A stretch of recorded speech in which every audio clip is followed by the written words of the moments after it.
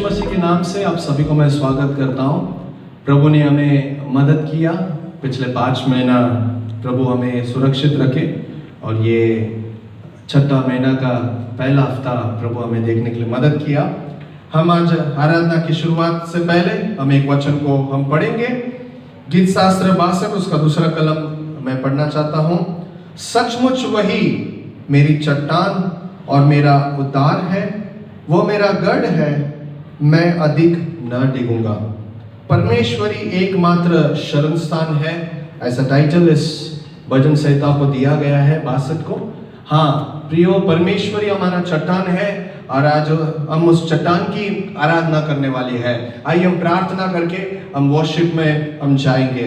पिता परमेश्वर, आपको धन्यवाद करते हैं कि पिछले 5 महीने आप हमारा चट्टान बनकर प्रभु हमारा शरण स्थान हापी थे। परमेश्वर, हमें 5 महीना संभाला, इस लॉकडाउन में भी हमें सुरक्षित रखा, इसलिए धन्यवाद करते प्रभु जी। हमारे जीवन में आप हर एक दिन नया कार्य करते हैं प्रभु, हर दिन हमसे बात करते, इसलिए धन्यवाद करते प्रभु जी। इस महीने में भी प्रभु आपने हमारे लिए रखा हुआ आपकी इच्छाओं को प्रभु हमें बताने, उसकी हर एक योजना को प्रभु पूरा करने के लिए हम आपसे विनती करते हैं। प्रभु इस समय लाइव में जुड़े हुए हर एक को आपके हाथ में सौंपते हैं। जहां जहां जुड़े वहां परमेश्वर आपका उपस्थिति हर एक लोग महसूस करने, आपकी महिमा होने के लिए हम विनती करते हैं प्रभु जी। सब कुछ आपके हाथों में देते हैं प्रभु। जो गीत हम गाने वाले, जो वचन सुनने वाले हैं, जो वचन बांटने वाले, आपके दास को भी प्रभु उपयोग करने और इन सब के द्वारा आपकी महिमा सिर्फ होने के लिए हम विनती करते हैं। हम सब के लिए सारा दिन आशीषित बनाकर देने के लिए प्रार्थना करते हैं। नम्र प्रार्थना यीशु के नाम से मांगते हैं, आमीन आमीन आमीन। आइए हम मिलकर प्रभु की आराधना करेंगे। प्रभु हमारा चट्टान है, उस आधार पर हम मिलकर एक गीत गाएंगे। तू न छोड़ेगा मुझे, तू न त्यागेगा मुझे। स्क्रीन में आप लोग को लिरिक्स दिखाया जाएगा, आप स्क्रीन में देखकर आप गा सकते हैं, हमारे साथ मिलकर गाएंगे।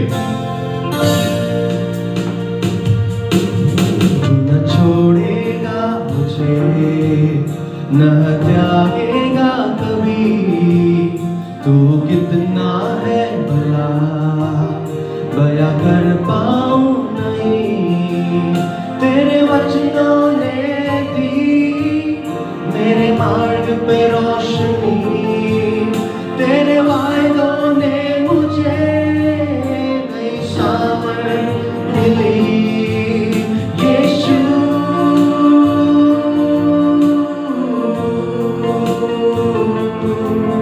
यीशु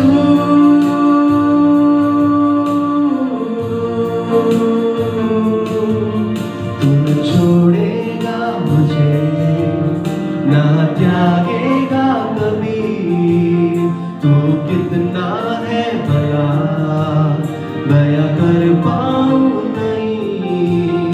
तेरे वचनों ने दी मेरे मार्ग पे रोशनी, तेरे वायदों से मुझे नई सामर्थ मिली। यीशु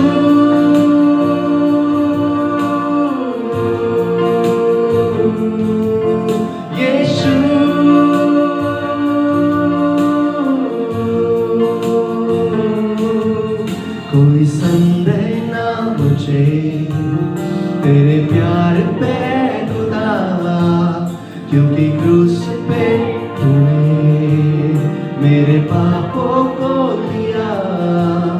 तेरे वचनों ने दी मेरे मार्ग पे रोशनी, तेरे वायदों से मुझे नई सामर्थ मिली।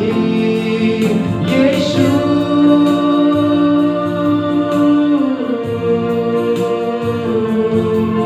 यीशु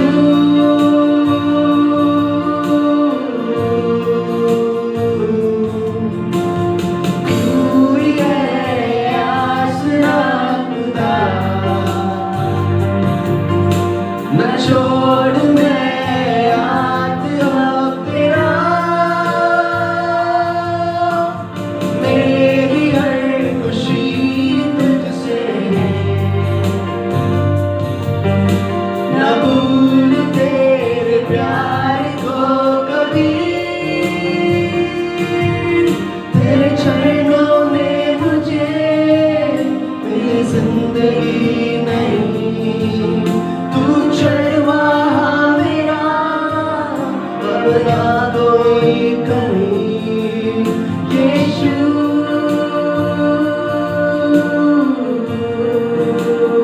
सब मिलके यीशु, उस नाम को ऊंचा करेंगे, यीशु।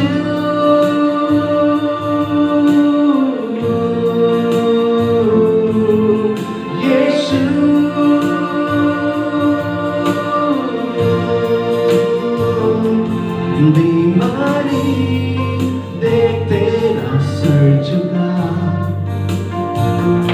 मुझ पर तेरा बस ना चल सका। सा कोई शस्त्र ना बना जो कर सकेगा मेरा सामना। बीमारी ने तेरा सर झुका, मुझ पर तेरा बस ना चल सका। ऐसा कोई शस्त्र ना बना जो कर सकेगा मेरा सामना। उठते हुए तूफानों में, प्रभु से कहेंगे, तू ही मेरी चट्टान, बढ़ती हुई लहरों पे, ती हुई लहरों पे तेरे कदमों के निशान। उठते हुए तूफानों में, प्रभु से कहेंगे, तू ही मेरी चट्टान, तू ही मेरी चट्टान। बढ़ती हुई लहरों पे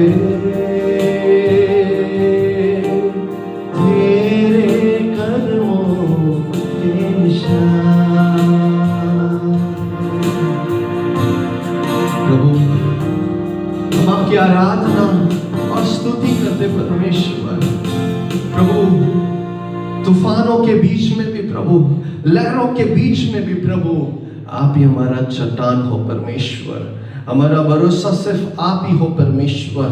हम और किसी पर और कोई वस्तु पर प्रभु भरोसा नहीं, लेकिन प्रभु हमारा ऊंचा गढ़, हमारा शरण स्थान, हमारा प्रभु गढ़ आप ही हो, हमारा चट्टान आप ही हो।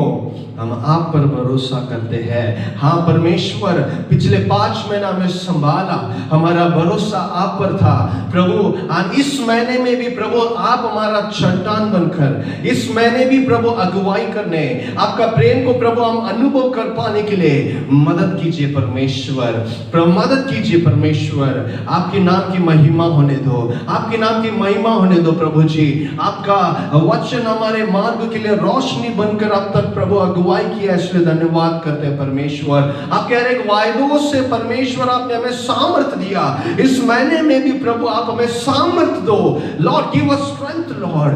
प्रभु हर दिन आपके वायदों से इस महीने में भी प्रभु हमें सामर्थ देने के लिए हम प्रार्थना करते हैं। प्रभु आज की आराधना में आपने हमारे लिए रखा हुआ वायदों से बात कीजिए, आपके अनमोल वचन से बात करने के लिए हम विनती करते हैं परमेश्वर। आपसे मांगते हैं कि प्रभु आपके दास को आप उपयोग कीजिए, जिससे आपके नाम की सिर्फ महिमा होए, ऐसे प्रार्थना करते परमेश्वर। और प्रभु हम सबको एक मन देना प्रभु, हमारे आंखों को खोल दीजिए, कानों को खोल दीजिए, ताकि हम आपके वचन को सुन पाए और उसके अनुसार चल पाए, ऐसे विनती करते परमेश्वर। प्रभु हर एक को आपके हाथों में सौंपते हैं, नम्र हृदय के साथ आपका वचन को सुनने के लिए मदद कीजिए। आपके सेवक को आप सामर्थ्य से भरपूर करके उपयोग करने के लिए हम प्रार्थना करते हैं।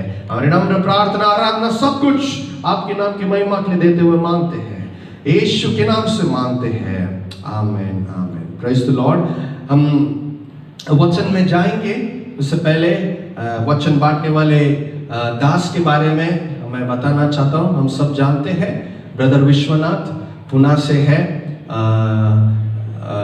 ट्रीजा के सिस्टर के हस्बैंड लास्ट टाइम उन्होंने हमारे कलीसिया में भी आकर उन्होंने वचन का सेवकाई किया था, और पिछले दिनों में मैंने उनसे रिक्वेस्ट किया तो उन्होंने भी प्रार्थना के साथ हमारा रिक्वेस्ट को स्वीकारा। आज वो हमारे बीच में वचन बांटने के लिए है। हम प्रभु को धन्यवाद करेंगे। आगे का समय ब्रदर विश्वनाथ हमें वचन का सेवकाई करेंगे। May God bless you all. Thank you. Hallelujah. Praise the Lord, praise the Lord, praise the Lord, praise the Lord, praise the Lord, praise the Lord, praise the Lord, praise the Lord, praise the Lord. परमेश्वर का नाम का स्तुति हो, महिमा हो।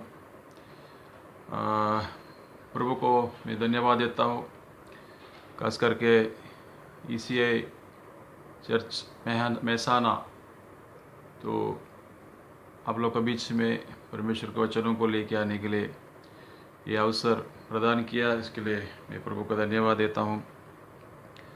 खास करके पास्टर शशि के लिए धन्यवाद देता हूँ, चर्च का लीडरशिप के लिए धन्यवाद देता हूँ, चर्च में सेवकाई करने वाला बाकी भाई बहनों को धन्यवाद देता हूँ। जब से आप लोग का मुलाकात हुआ, जब से आप लोग को साथ में संबंध बढ़ा, तब से आप लोग भी हमारा प्रार्थनाओं में, पारिवारिक प्रार्थनाओं में हम जब प्रभु का आत्मा हमें याद दिलाता है, हम आपको याद करते हैं। हमें अभी भी एक एक चेहरे का, लोगों का चेहरा का याद है, हमें याद है। खास करके इन दिनों में हम ये जो कोविड-19 का महामारी की वजह से सब लोग अपना अपना घरों में हैं, वहाँ का स्थिति कैसा है पूरी तरह से हमें मालूम नहीं है, लेकिन जितना पास्टर शशि से हमें खबर मिलता है उसका आधार पर हम प्रार्थना करते हैं। ये जो अवस्था में हम फिज़िकली मिलने के लिए अवसर नहीं मिल रहा है, कम से कम इस तरह का ऑनलाइन सुविधा से हम एक दूसरे को चेहरा देख सकता है, मिल सकता है, बात कर सकता है, प्रार्थना कर सकता है। लेकिन ये अल्टीमेट नहीं है, इसका एक अंत होगा। हम वो विश्वास के साथ में हम आगे बढ़ रहा है। एक बातों को इस महामारी का द्वारा में समझना है कि प्रभु यीशु मसीह का पुनरागमन बहुत ही नज़दीक है। यीशु मसीह ने वचनों का द्वारा हमें प्रॉमिस दिया है, हमें वायदा दिया है कि अंत के दिनों में इस तरह होगा। और ये भी बोला गया है कि मत्ती का सुसमाचार उसको 24वें अध्याय का 5, 6, 7 अगर हम पढ़ेंगे तो हम ये भी पढ़ते हैं कि वो पीड़ाओं का शुरुआत होगा, ऐसा हम पढ़ते हैं। इसका मतलब है कि इससे ज़्यादा और महामारी, अलग अलग तरीके का बीमारियाँ, अकाल, लड़ाइयाँ या और तरीके का काम होते हुए हम देख सकता है। तो हमारा इन दिनों में यही प्रार्थना होना चाहिए कि प्रभु खास करके हम विश्वासी लोग, प्रभु यीशु मसीह को स्वीकार किया हुआ लोग, परमेश्वर का विश्वास में स्थिर रहे, प्रभु में आगे बढ़ते रहे और उसका दूसरा आगमन के लिए उसके लिए हम अपने आप को तैयार करते रहे। साथ साथ में हमें ये भी प्रार्थना करना बहुत ज़रूरी है कि और भी ऐसा नाश होने वाले लोगों को परमेश्वर का उस अनुग्रह मिले, परमेश्वर का दया को लोग समझ पाए, परमेश्वर का प्रेम को समझ पाए, यीशु मसीह का उद्धार को अपना ज़िंदगी में भी वो लोग देखने के लिए, जैसा हमारी ज़िंदगी में हम मृत्यु से पार होकर, पाप का दंड से मुक्त होकर हम प्रभु के लिए ज़िंदगी जी रहा है, वैसा उन लोग को भी मौका मिले। यही हमारा प्रार्थना हमें करना चाहिए। मैं आशा रखता हूँ आप सब ECI चर्च का लोग, भाई बहनें, प्रभु में आगे बढ़ रहा है। परमेश्वर आप लोग का बीच में है, मध्य में है। प्रभु आप लोग का एक एक व्यक्ति के लोग की ज़िंदगी में प्रभु कार्य कर रहा है। ये स्थिति में भी परमेश्वर को पूरा आशा नहीं छोड़ते हुए विश्वास में आप लोग सभी लोग आगे बढ़ रहा है। ज़रूर मैं मानता हूँ कई लोग का ज़िंदगी में कई चिंता का विषय हो सकता है। कई लोग फाइनेंशियल, आर्थिक स्थिति में दुविधा में जाने का संभावना हो सकता है। कई लोग का घर में अन्य समस्या रह सकता है, लेकिन हमें देखने के लिए एक ही जगह है, वो प्रभु यीशु मसीह है। तो ये आज का आराधना का बीच में आराधना के लिए या परमेश्वर का जो वचन प्रभु ने मुझे दिया है आप लोग के लिए, तो मैं आप लोगों के बीच में शेयर करना चाहता हूँ। मेरा आज का संदेश का शीर्षक यही है कि उन्नति से उन्नति के लिए आग्रह करना, desire for growth to growth. जब हम उन्नति से उन्नति के लिए आगे आग्रह नहीं करेंगे तो हमारी ज़िंदगी में, अपना ज़िंदगी में हम दुविधा को देखने का संभावना हो सकता है। तो मैं आगे उसको एक्सप्लेन करूँगा। मेरा शीर्षक ये है कि उन्नति से उन्नति के लिए आग्रह करना।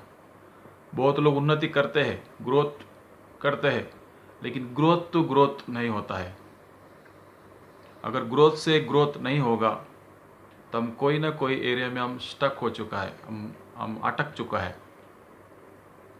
तो अगर हम एक एरिया में एक लेवल तक हम ग्रोथ पाया है, एक लेवल तक उन्नति पाया है, उसके बाद और उन्नति के लिए अगर हम आग्रह नहीं रख रहा है, इसका मतलब है कि हम अपना ज़िंदगी में कहीं ना कहीं एरिया में, इस आत्मिक ज़िंदगी में हम स्टक हो चुका है। तो इस एरिया में हमें अपने आप को जांचना है। तो इसके लिए एक वचन में लेना चाहता हूँ, पहला पत्रोस 1 पीटर उसका 2 अध्याय 9वां वचन। पहला पत्रोस उसका 2 अध्याय 9वां वचन। इसमें ऐसा लिखा है, ये खास करके पत्रोस ने उस समय पर यीशु मसीह को पर विश्वास करने वाला विश्वासी भाई बहनों के लिए, कलीसिया के लिए लिखा हुआ पत्री है, जो उस समय में बहुत ही परसिक्यूशन, बहुत ही ताड़ना मसीह लोगों के लिए दिया जाता था।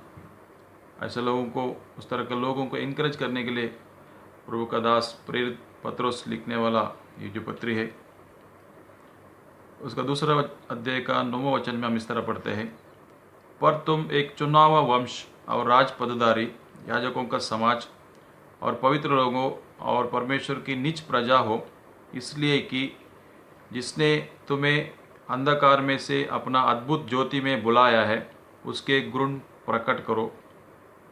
तुम पहले कुछ भी नहीं थे, पर अब परमेश्वर की प्रजा हो। तुम पर दया हुई नहीं थी, पर तुम पर दया हुई है। इसका 9वां वचन में हम खास करके पत्रोस 3 बातों का बारे में यहाँ पर उल्लेख करता है।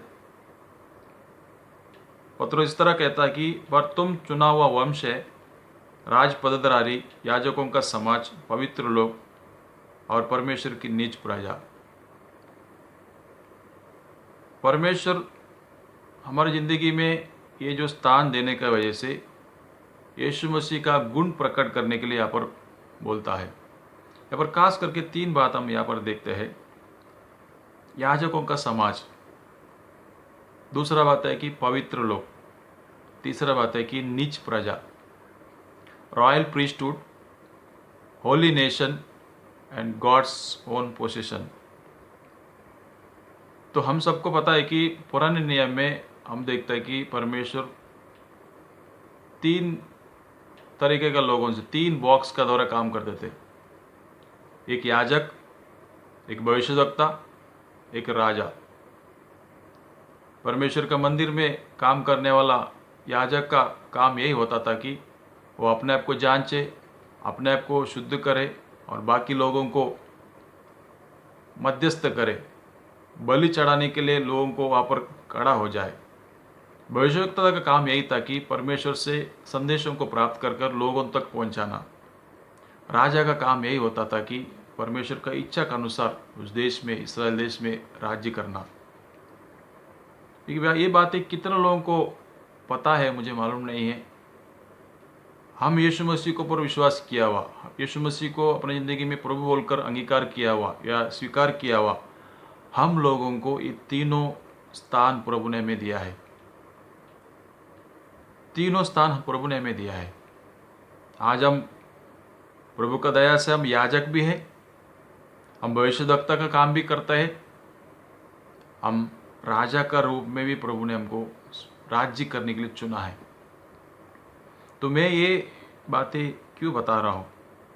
क्योंकि कई लोग अपने ज़िंदगी में यही बातों को जानता है कि मैं प्रार्थना करता हूँ, मैं आराधना करता हूँ, मैं प्रभु का वचन पढ़ता हूँ, मैं बाकी लोगों के लिए मध्यस्थ प्रार्थना करता हूँ, उपवास करता हूँ, इतने में सीमित रखा हुआ है। मैं याजक का रूप में अपने आप को देखते हैं। लेकिन यहाँ पर हम पढ़ते हैं, क्लियरली हम पढ़ते हैं कि तुम राजपदधारी याजकों का समाज, पवित्र लोग और निज प्रजा हो। तो ये याजक से क्या हम पवित्रता का और हम अपने आप को प्रमोट कर रहा है? क्या हम अपने आप को पवित्रता में आगे बढ़ने का द्वारा हम परमेश्वर का, हाँ सचमुच में मैं प्रभु का प्रजा है, क्या हम अपने आप को उस एरिया में देख रहा है? इसके लिए पत्रोस यहाँ पर नीचे कहता है कि तुम उसका गुण प्रकट करो, ऐसा जिंदगी जीने का द्वारा। ये ग्रेजुअली होने वाला बात है। तो इसका साथ साथ में और दो भागों को मैं पढ़ना चाहता हूँ। और एक जगह में यीशु मसीह एक जगह में कहता है कि बीज बोने वाला का दृष्टांत के बारे में, पैराबल को हम बीज बोने वाला का पैराबल को दिखाकर प्रभु यीशु मसीह हमको समझाते हैं। वहाँ पर पहले तो रोड के किनारे जो गिरा हुआ बीज के बारे में हम छोड़ दीजिए, उसके बाद कांटों का बीच में जो बीज गिरता है वो भी हम जोड़ दीजिए। तीसरा जो पत्थरों का बीच में, पत्थर के ऊपर जो बीज गिरता है उसको भी हम जोड़ सकते। लेकिन आखिरी में अच्छी भूमि में जो गिरा हुआ जो बीज है वो फल लाता है, ऐसा हम पढ़ते हैं। मार्क चैप्टर उसका 4:20 में हम इस तरह हम पढ़ते हैं। मार्क चैप्टर उसका 4 अध्याय 20वां वचन में ऐसा हम पढ़ते हैं, और जो अच्छी भूमि में बोए गए हैं ये वे हैं जो वचन सुनकर ग्रहण करते और फल लाते हैं, कोई 30 गुना, कोई 60 गुना और कोई 100 गुना। कोई 30 गुना, कोई 60 गुना, कोई 100 गुना। मतलब 30 से 60, 60 से 100। कोई व्यक्ति, कोई लोग 30 गुना फल लाए होंगे अपने ज़िंदगी में, तो वहाँ पर हमें रुकना नहीं है। 30 से 60 के लिए हमें अपने आप को प्रभु का काम के लिए, प्रभु के लिए जीने के लिए हम अपने आप को आगे बढ़ाना है। 60 से 100 गुना एक ग्रेजुअली होगा। ये वो लोग हैं जो जिन्होंने वचन सुनकर ग्रहण किया है। ये बाहर के लोगों के लिए नहीं है। चर्च में परमेश्वर का कलीसिया में शामिल हुआ, परमेश्वर का कलीसिया में भागीदारी हुआ लोगों को लिखा हुआ बातें हैं। पहले का जो अलग अलग जगह रोड के किनारे है, पत्थर का ऊपर गिरा हुआ जो बीज है या कांटों के ऊपर बीज है, वो प्रभु यीशु मसीह को थोड़ा समय तक एक्सेप्ट किया, वचनों को एक्सेप्ट किया, लेकिन कठिनाई की वजह से, कष्टों की वजह से छोड़कर गया वो लोग है। लेकिन अच्छी भूमि में वो लोग है, वो जो आज कलीसिया में है, जो 30 गुना फल लाए व्यक्ति 60 के लिए अपने आप को प्रमोट करना है, अपने आप को प्रभु के हाथ में देना है। 60 से 100 गुना। आज दुख का बात है कि चर्च में या कलीसिया में बहुत लोग चर्च में आते हैं, आराधना करते हैं, प्रार्थना करते हैं, गीत गाते हैं, इतने में सीमित है। हम सोचते हैं कि हम प्रभु के लिए जी रहा है। हमारा चर्च में आना, प्रार्थना करना, परमेश्वर के वचनों को मनन करना, मेडिटेट करना, बाइबल पढ़ना, बाकी लोगों को हेल्प करना, ये परमेश्वर का उतना ही सीमित नहीं है। इसका अलावा और कुछ है। प्रभु हमसे और बातों को एक्सपेक्ट कर रहा है। प्रभु हमसे और कुछ बातों को चाहता है। हमें केवल इतनों में हमें अपने आप को सीमित नहीं रखना है। तो मैं इसका तरह उदाहरण देना चाहता हूँ। जब एक स्टूडेंट होता है स्कूल में या कॉलेज में, अगर वो लड़का या स्टूडेंट, एक पासिंग मार्क होता है स्कूल में, या एक शिक्षण मंडली का एक पासिंग मार्क होता है। कई डिस्ट्रिक्ट में, कई स्टेट में 30 मार्क होता है, कई डिस्ट्रिक्ट में 35 होता है। कम से कम पासिंग मार्क अगर उस स्टूडेंट को अगर नहीं मिला, तो सबसे पहले उसका ज़िंदगी में आगे जो पढ़ाई होगा वो रुक जाएगा। उसको अपनी ज़िंदगी में उन्नति लाना वहाँ पर वो ब्लॉक हो चुका है। दूसरा बात है कि जो जिस स्कूल में या कॉलेज में जिस यूनिवर्सिटी में वो पढ़ाई करता है उसका जो रिज़ल्ट का जो परसेंटेज है वो कम हो जाता है, स्कूल का निंदा होगा। तीसरा बात है कि जिस घर में पेरेंट का निंदा होगा। तीसरा, जिस एरिया में जिस समाज में वो जी रहा है वहाँ पर निंदा होगा।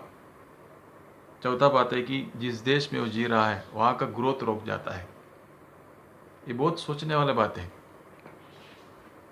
तो और एक जगह में खास करके पौलुस लिखने वाला एक जगह में मैं आप लोग को लेके जाना चाहता हूँ। रोमियो का पत्र उसका 12वां अध्याय 1 और 2 में हम पढ़ सकते हैं। Romans 12:1 and 2। इसमें पौलुस इस तरह लिखता है, इसलिए हे भाइयों, मैं तुमसे परमेश्वर की दया स्मरण दिलाकर विनती करता हूँ कि अपने शरीरों को जीवित, पवित्र और परमेश्वर को भावता हुआ बलिदान करके चढ़ाओ। यही तुम्हारी आत्मिक सेवा है।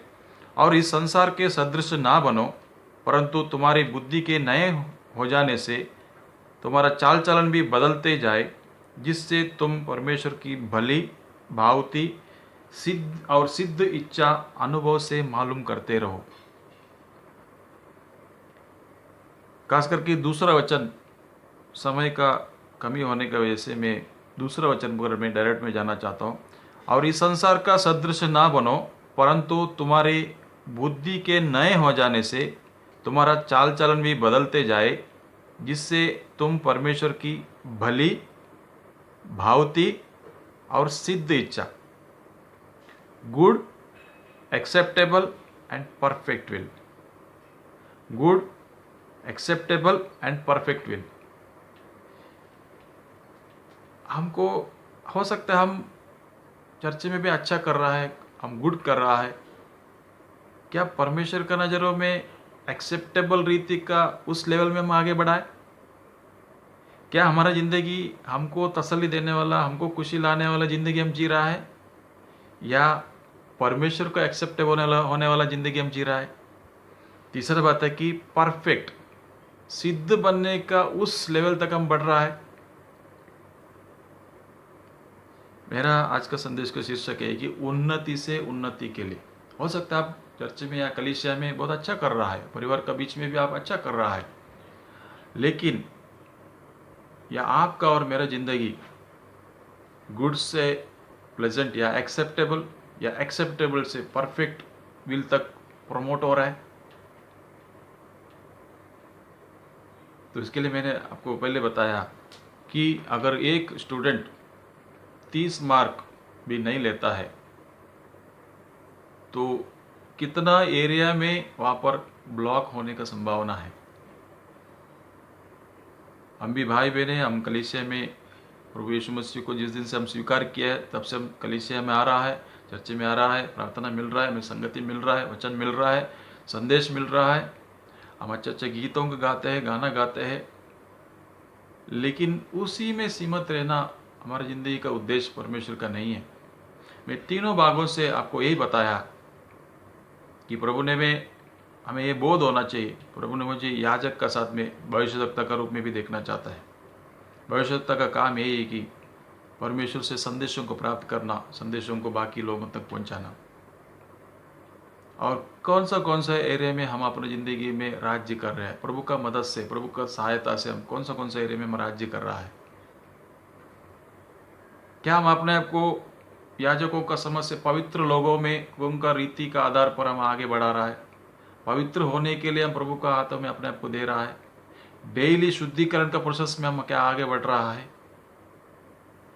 क्या हम प्रभु का निज प्रजा का रूप में अपने आप को देख रहा है? खास करके इस्राएल लोगों के बारे में एक कहावत है, हमेशा हम पढ़ते हैं। परमेश्वर ने गुलाम में मिस्र में पड़ा हुआ इस्राएल लोगों को वहाँ से छुड़ाकर कनान देश में प्रवेश करवाया है। हम हमेशा पढ़ते हैं। लेकिन उससे बढ़कर और एक बात मैं बोलना चाहता हूँ। एक्सोडस निर्गमन का किताब उसका 19वां अध्याय का 6वां वचन में हम ये पढ़ते हैं कि परमेश्वर अपने लोगों के बारे में बोलता है कि मैं तुम्हें निज प्रजा होने के लिए, निज धन होने के लिए मैंने तुमको बुलाया है।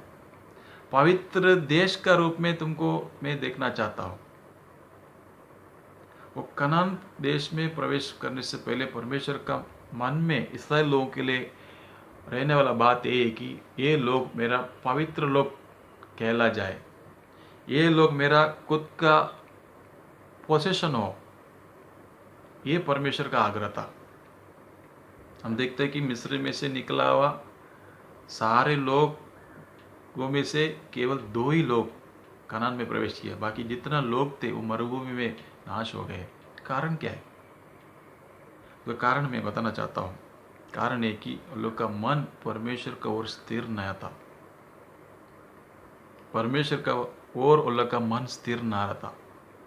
मैं खास करके ये जो मेरे संदेशों को और क्लैरिफाई करने के लिए 2 लोगों का मैं उदाहरण देना चाहता हूँ। खास करके पुराने नियम में दोनों, एक बाप, एक पिता है, एक पुत्र है, बाप और बेटा। दाऊद और सुलेमान का बारे में हम सुने होंगे। उसके लिए पहले राजा उसका 15वां अध्याय उसका 5वां वचन में हम देख सकता है। पहले राजा 15वां अध्याय 5वें वचन में हम इस तरह पढ़ते हैं। ये दाऊद का विषय में है। दाऊद के बारे में हम ये पढ़ते हैं, क्योंकि दाऊद वो किया करता था जो यहोवा का दृष्टि में ठीक था, और हित्ती उरिया की बात के सिवाय और किसी बात में यहोवा की किसी आज्ञा से जीवन भर कभी ना मुड़ा। और एक बार पढ़ना चाहता हूँ, क्योंकि दाऊद वो किया करता था जो यहोवा का दृष्टि में ठीक था, और हित्ती उरिया की बात के सिवाय और किसी बात में यहोवा की किसी आज्ञा से जीवन भर कभी ना मुड़ा। ये दाऊद का बारे में परमेश्वर का वचनों में लिखा हुआ बात है, परमेश्वर का गवाही है। इसके अलावा और भी कई जगह में ये जो राजाओं का किताब में हम पढ़ते हैं, हर बार दाऊद को कंपेयर करके किसी राजा का बारे में उल्लेख किया जाता है। ये राजा दाऊद का समान नहीं चला, ये राजा दाऊद का समान ठीक बर्ताव या ठीक सही जिंदगी जिया। दाऊद को कंपेयर करते हुए बाकी राजाओं का बारे में परमेश्वर के वचन में खुलासा किया जाता है। तो मतलब क्या है? यहाँ पर हम पढ़ते हैं कि दाऊद एक ही गलती किया है। यहाँ पर हम पढ़ते हैं परमेश्वर के वचनों का यहाँ पर उदाहरण है या उसको गवाह देता है कि उरिया का बारे में, उरिया को जो बेत्शेबा का साथ में बुरी बर्ताव करते हुए उरिया को उसने मरवा डाला। ये उसका ज़िंदगी का बड़ा पाप था। फिर भी लेकिन जिंदगी से शुरुआत से लेके, बचपन से लेके आखिरी बुढ़ापे तक परमेश्वर का हृदय का साथ में, हृदय का करीब रहने वाला व्यक्ति था। परमेश्वर की इच्छाओं को जानकर उसका आधार पर अपना जिंदगी को मोल्ड करने वाला व्यक्ति था दाऊद। हाँ, भले ही उससे गलती हुआ। एक्चुअली उस समय में अगर देखा जाएगा तो व्यवस्था के अनुसार दाऊद मार डालना चाहिए, लेकिन परमेश्वर उसको बचाता है, उसको माफ़ करता है। लेकिन उसको दंड जरूर मिला, क्योंकि उसका जो उस समय पैदा हुआ बच्चा मर जाता है। क्या दाऊद का समान हमारा मन परमेश्वर का हृदय का साथ में बने रहा? उसका वो हम देखते हैं कि दाऊद के बारे में पढ़ते हैं कि बचपन में जब वो भेड़ चारा था तभी उसका अभिषेक हुआ, बालक था तभी उसका अभिषेक हुआ। उसके बाद हम देखते हैं कि वो गोलियात को मारने के लिए वहां पर आगे बढ़ा परमेश्वर का सहायता से। उसके बाद हम देखते हैं कि सौल जो जब राजा था, उसका वजह से उसका डर, मारने का डर की वजह से वहां से उसको भागना पड़ा। उसका खुद का बेटा अबशलोम उसका खिलाफ खड़ा हो गया। बचपन से अभिषेक हुआ, लेकिन राजा बनने का सफर में बहुत ही विरोध का सामना, बहुत ही अड़चन अपनी जिंदगी में उसने सामना किया, लेकिन परमेश्वर का हृदय का साथ में जुड़े रहा। हम ये पढ़ते हैं कि मंदिर बनाने के लिए सारे तैयारी दाऊद ने करवाया, लेकिन मंदिर बनाने का काम उसके बेटे सुलेमान को दिया गया है। कहने का मतलब ये कि जीवन का शुरुआत से लेकर अंत तक दाऊद परमेश्वर के लिए विश्वास योग्य रहा। परमेश्वर का बातों का अनुसार अपना जीवन भर वो सही जिंदगी जीता रहा, परमेश्वर का साथ में एक जिंदगी जीता रहा। उसका वजह से एक उद्धारकर्ता को अपना वंश में दिलाने के लिए, वैसा दिखाने के लिए इस्राएल देश में एक उद्धारकर्ता मसीहा को अपना परिवार में, अपना पीढ़ी में वायदे को पाया उसने। मैं तेरा पीढ़ी में, मैं तेरा वंश का द्वारा एक उद्धारकर्ता को मैं पैदा करूंगा। मैं क्यों बता रहा हूँ? इस तरह परमेश्वर का हृदय का साथ में अगर हम व्यक्ति जीने वाला व्यक्ति है तो हमारी ज़िंदगी में भी बाकी लोगों के लिए एक मसीहा को हम और लोग की ज़िंदगी में हम लेके जा सकता है। पाप से मुक्ति देने वाला, जीवन देने वाला यीशु मसीहा को उन लोग की ज़िंदगी में हम दिलाने के लिए हम कारण बन सकता है। दाऊद ने उस समय पर आत्मा में उद्धारकर्ता को अनुभव किया। दाऊद का समान अगर हम परमेश्वर का जिंदगी में उन्नति से उन्नति के लिए हम अपने आप को देने वाला लोग हैं तो एक उद्धारकर्ता को इस संसार में लेके आने के लिए हम कारण बन सकता है। उद्धारकर्ता ऑलरेडी आ चुका है, लेकिन बाकी लोग का जिंदगी में भी, अन्य जाति जो नाश होने वाला लोगों का जिंदगी में भी हमारा ये जो उन्नति का द्वारा उन लोग का जिंदगी में एक मुक्ति का कारण हम बन सकता है। दाऊद के बारे में हम देखते हैं कि बचपन में उसने अभिषेक पाया, तुरंत राजा नहीं बना, लेकिन उस अभिषेक का द्वारा परमेश्वर को अपने ज़िंदगी में, यहोवा को अपने ज़िंदगी में हमेशा देखने का द्वारा वो उन्नति से उन्नति में बढ़ते गया है, उन्नति से उन्नति में बढ़ते गया है। जिंदगी में कई कष्ट आया, क्लेश आया, जीवन भी हमेशा वो भागने वाला व्यक्ति था, जीवन को लेके भागने वाला व्यक्ति था। उन्नति से उन्नति में बढ़ते गया। इसका वजह से उसका वंश में एक उद्धारकर्ता को प्रभु ने दिखा कर दिया है। लेकिन इसका विपरीत एक भाग में दिखाना चाहता हूँ, उसका बेटा सोलोमन के बारे में। हम देखते हैं कि उसका 11वां अध्याय का सोलोमन के बारे में हमें पता है। परमेश्वर ने दाऊद, बत्शेबा और दाऊद का द्वारा पैदा हुआ सोलोमन बेटे को, दाऊद का बाद परमेश्वर उसको राजा का रूप में तैयार करता है। वो बचपन में ही राजा बन जाता है। हम देखते हैं कि राजा सोलोमन को 2 बार परमेश्वर ने दर्शन देकर उससे बात किया है। जो उसने मांगा उससे ज़्यादा प्रभु ने उसको आशीष किया है।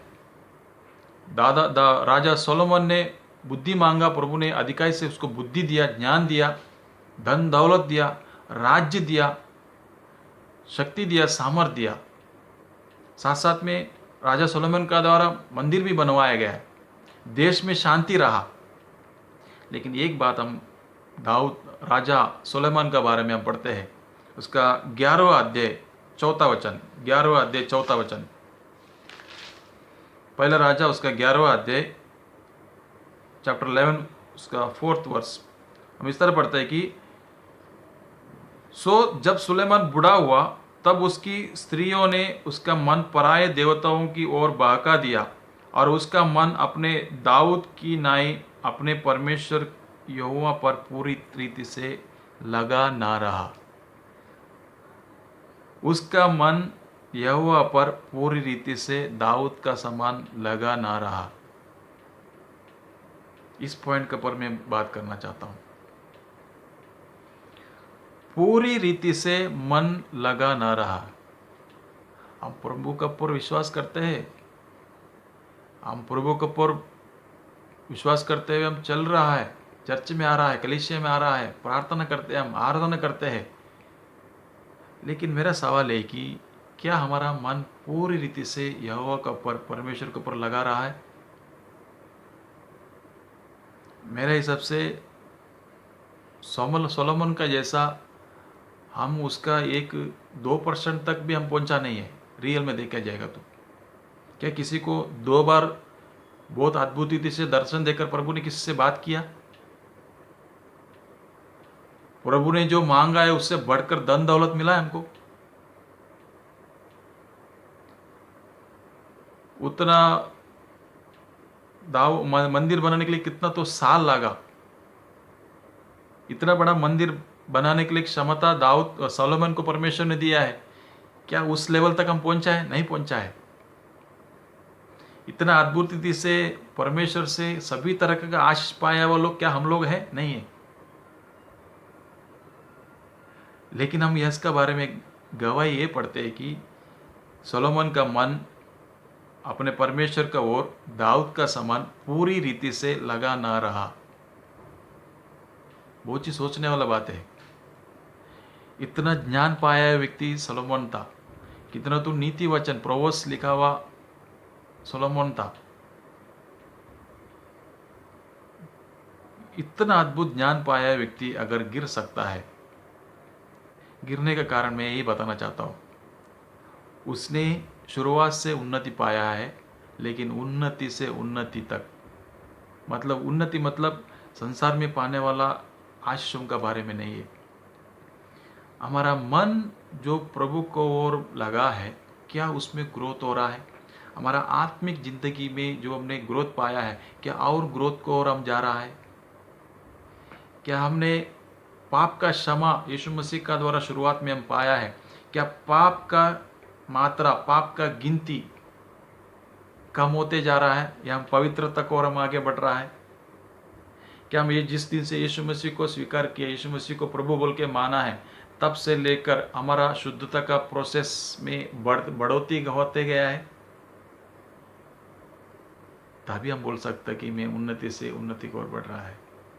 क्या हो सकता है हमने 30 गुना फल लाने वाला व्यक्ति हम बन गए थे, क्या हम 60 गुना तक पहुंच गया है, या 100 गुना तक पहुंचने का प्रक्रिया में हम आगे बढ़ रहा है, या स्टक हो चुका है? हाँ, जरूर हम चर्च में आते हैं, कलीसिया में आते हैं, मिलते हैं, भाई बहनों उसके लिए प्रार्थना करते हैं, ये सब आउटवर्ड एक्टिविटीज है। हमारा अंदर, हमारा भीतर में क्या चल रहा है, ये कोई नहीं जान सकता परमेश्वर के अलावा। ये मुश्किल है जानना।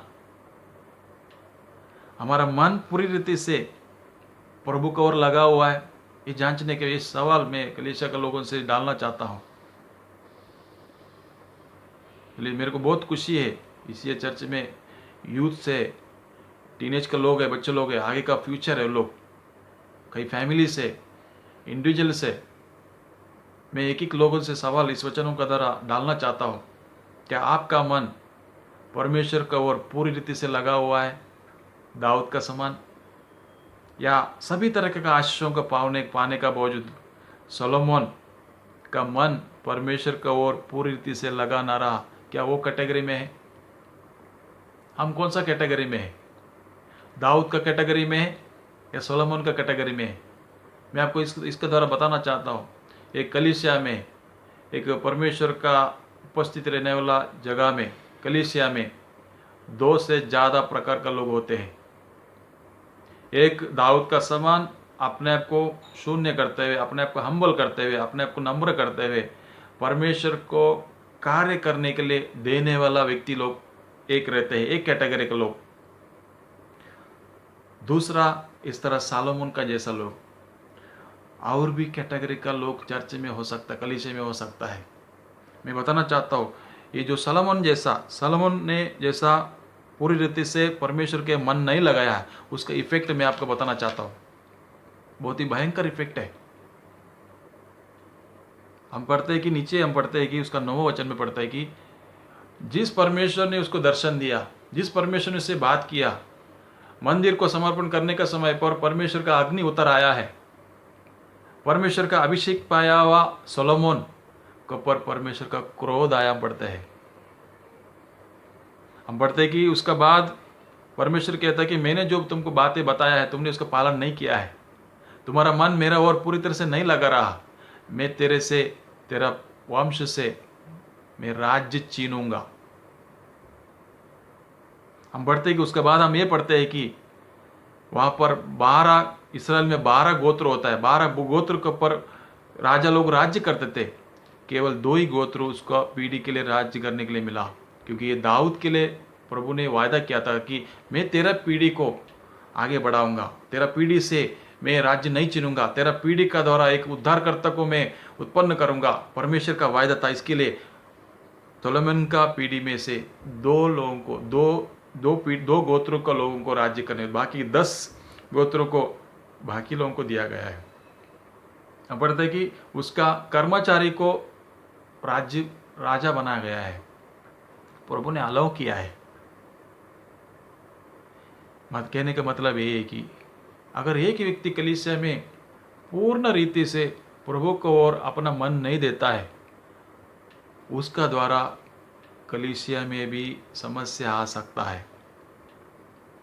अगर एक व्यक्ति प्रभु दाऊद का समान पूर्ण रीति से, भले ही हो सकता है कई एरिया में गलती होगा, कई एरिया में पाप में गिरने का संभावना भी हो सकती है, क्योंकि हम संसार में जी रहा है, लेकिन तुरंत वापस आते हुए, तुरंत पश्चाताप करते हुए, तुरंत अपने आप को प्रभु का कार्य को ले परमेश्वर का हाथों में देते हुए अपने आप को प्रमोट करने वाला व्यक्ति की जिंदगी में एक उद्धार का कार्य को हम देख सकता है, दाऊद का समान। अगर एक व्यक्ति कलीसिया में सोलोमन का जैसा व्यक्ति है, तो वहाँ पर डिवाइडेशन भी हो सकता है, समस्या पैदा हो सकता है। ये बातें मुझे क्यों बोल रहा हूँ मुझे पता नहीं, लेकिन मुझे प्रभु ने मुझसे बात किया बात है, इंक्लूडिंग मैं भी इस तरह बनना है।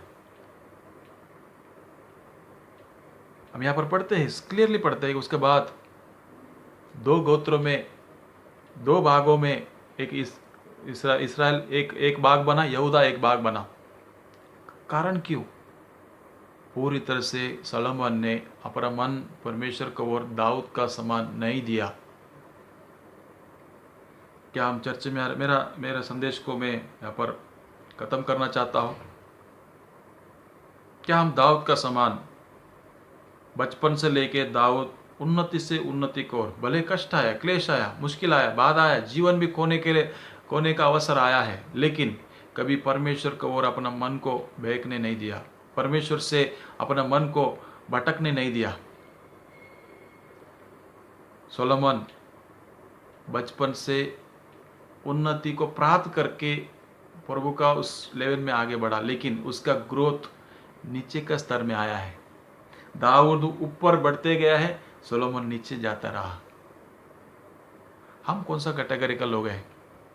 अगर हम सोलोमन का जैसा है तो हमें पश्चाताप करना बहुत जरूरी है। भले कोई भी चर्च में या कलीसिया में किसी भी तरह का, किसी लेवल का विश्वासी हो, अगर आप यूथ में हैं, टीन्स में हैं, अगर आप बुजुर्ग में हैं, अगर आप फैमिली का रूप में आप चर्च में आते हैं, कौन सा भी विश्वास में आप स्तर में हो, लेकिन अगर हम सोलोमन का जैसा हम जिंदगी जी रहा है, उन्नति से उन्नति को और हम नहीं बढ़ रहा है, ग्रोथ से ग्रोथ में हम नहीं जा रहा है, हमें पश्चाताप करना बहुत जरूरी है। हमें अपने आप को जांचने का बहुत जरूरी है। हमें दाऊद का समान अपने आप को प्रभु का उस लेवल में लेके आना बहुत जरूरी है। मैं साथ साथ में नया नियम से पतरस के बारे में भी कह कर यहाँ पर बंद करना चाहता हूँ। पतरस एक मछुआरा था।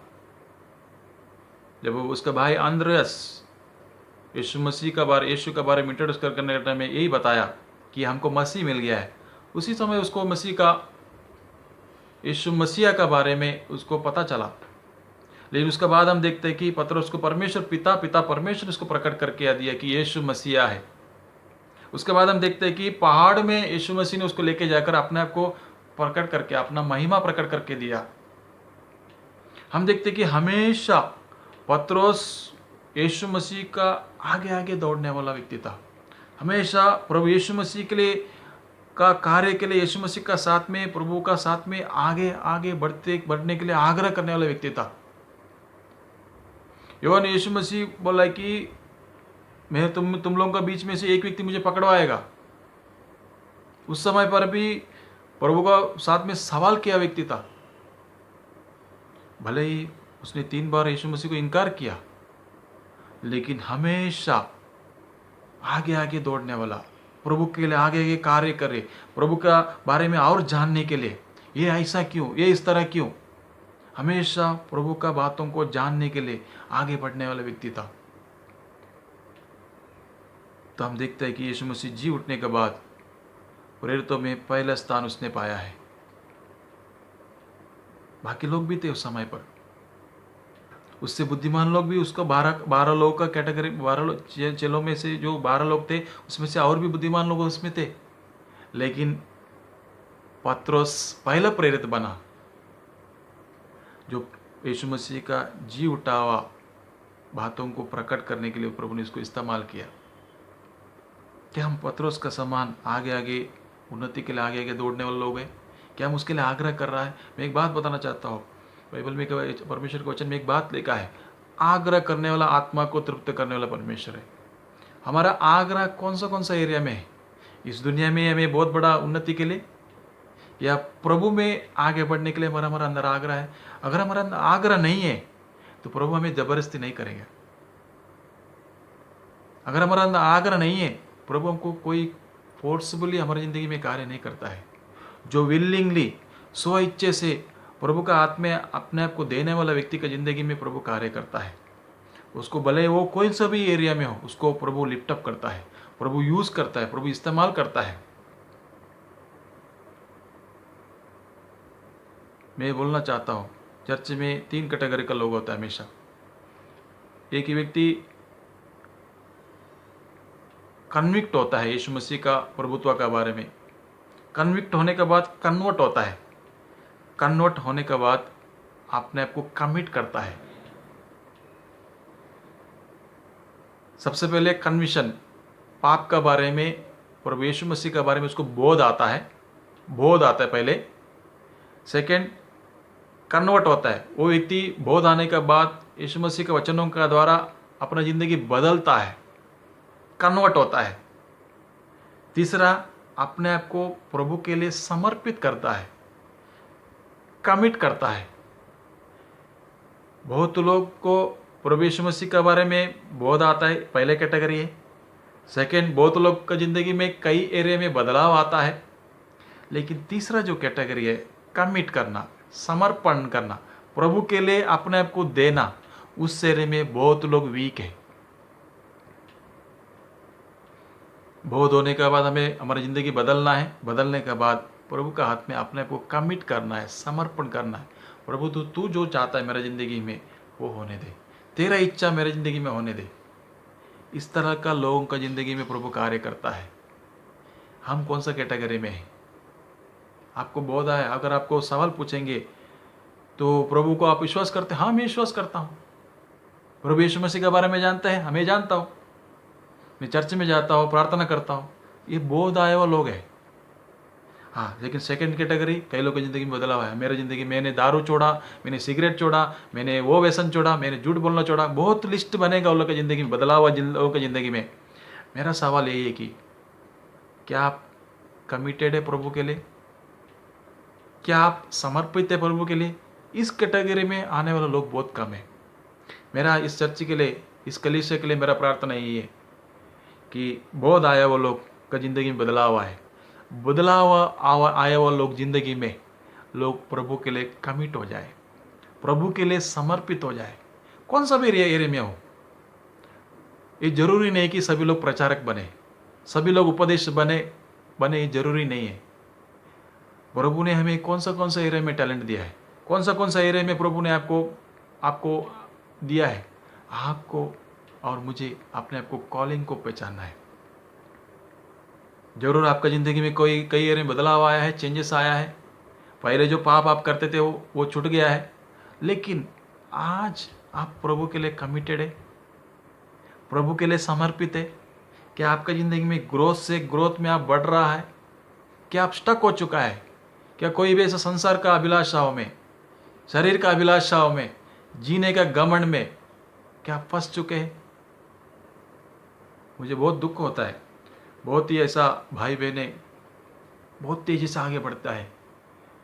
1 साल के अंदर, 2 साल के अंदर बहुत ही ऊंचा लेवल में आराधना में, गीत गाने में, आराधना लीड करने में, प्रार्थना में बहुत आगे बढ़ते हैं। हमेशा वो लोग फ्रंट लाइन में देखते हैं।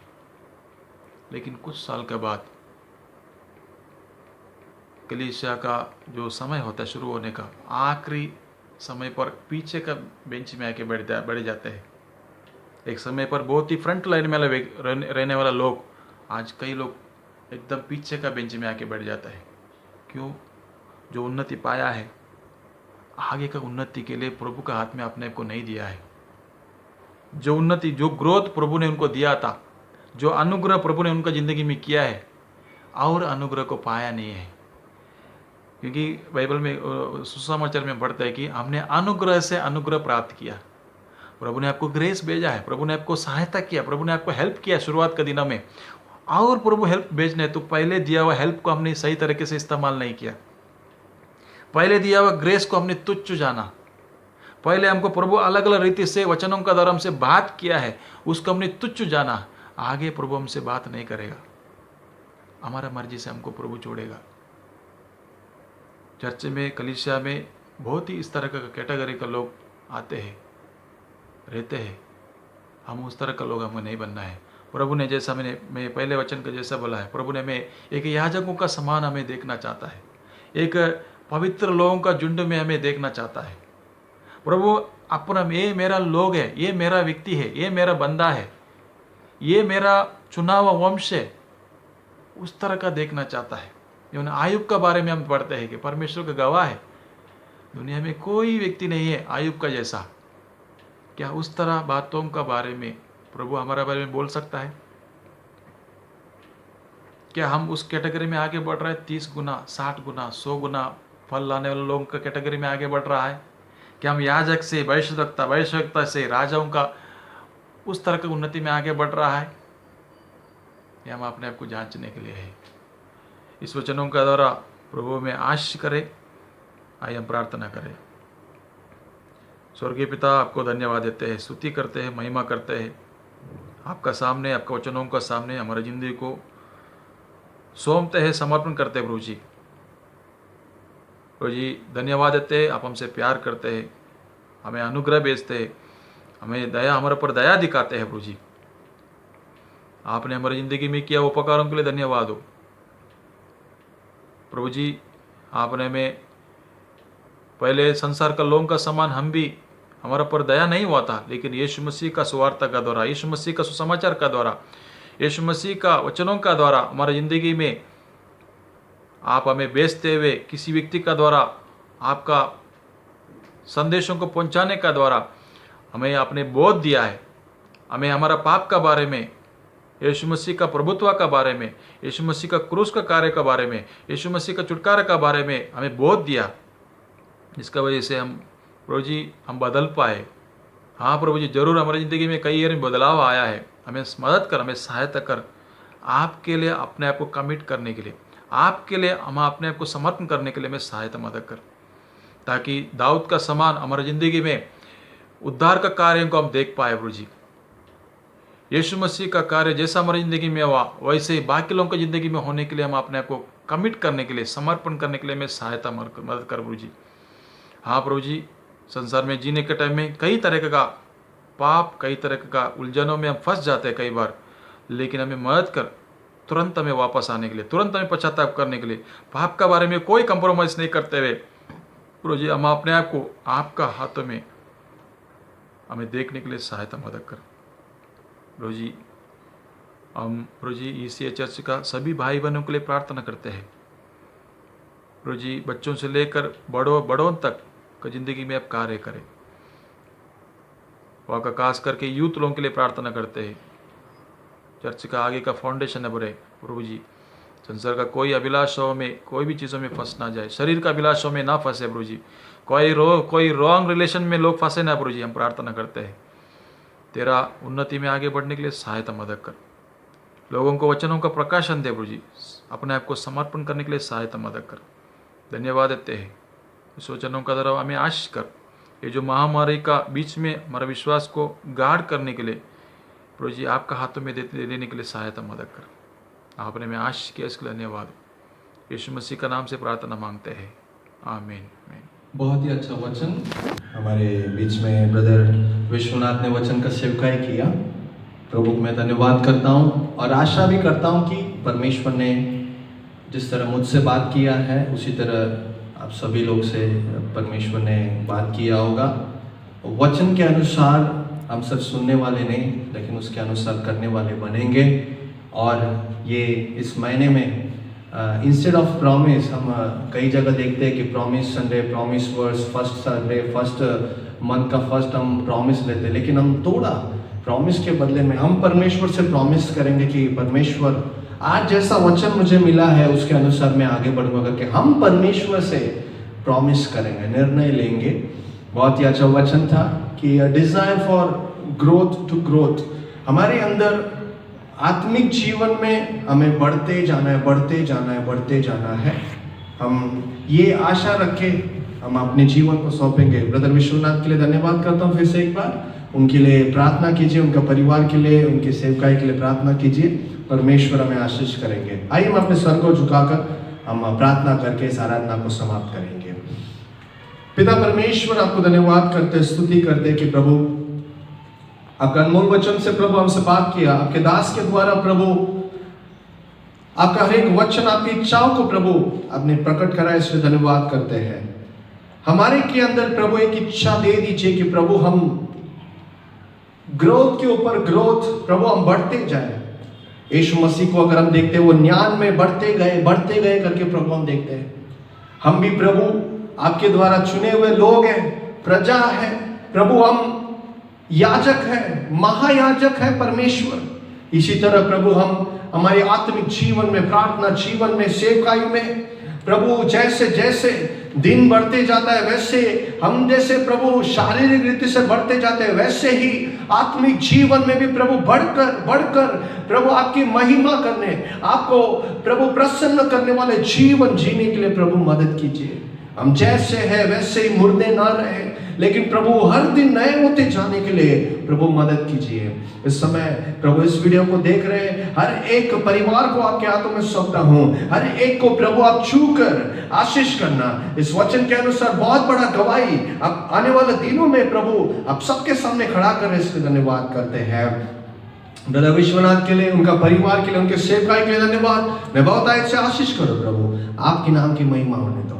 सब कुछ आपके हाथों में देते परमेश्वर ना। और प्रभु इस महामारी में प्रभु हम याद करते हैं, प्रभु जो भी पीड़ित हॉस्पिटल में है प्रभु ने संभालो, प्रभु ये महामारी और ना फैले, जल्द से जल्द अंत होने के लिए धन्यवाद करते हैं। कलीसिया प्रभु ओपन करने के लिए प्रभु आपने मौका दिया है, प्रभु हमें अच्छा ज्ञान और बुद्धि दो कि हम कमिटी मिलकर सही निर्णय ले पाए और उसके अनुसार प्रभु हम आराधना फिर से शुरू कर पाए, और उससे आपकी महिमा होने के लिए हम प्रार्थना करते हैं। फिर से कलीसिया जब खुलते समय प्रभु वही चुनाव पाप को लेकर ना आए, लेकिन एक बहुत बड़ा रिवाइवल के साथ परमेश्वर हम मिलकर आपकी आराधना कर पाए, ऐसे प्रभु मदद करना।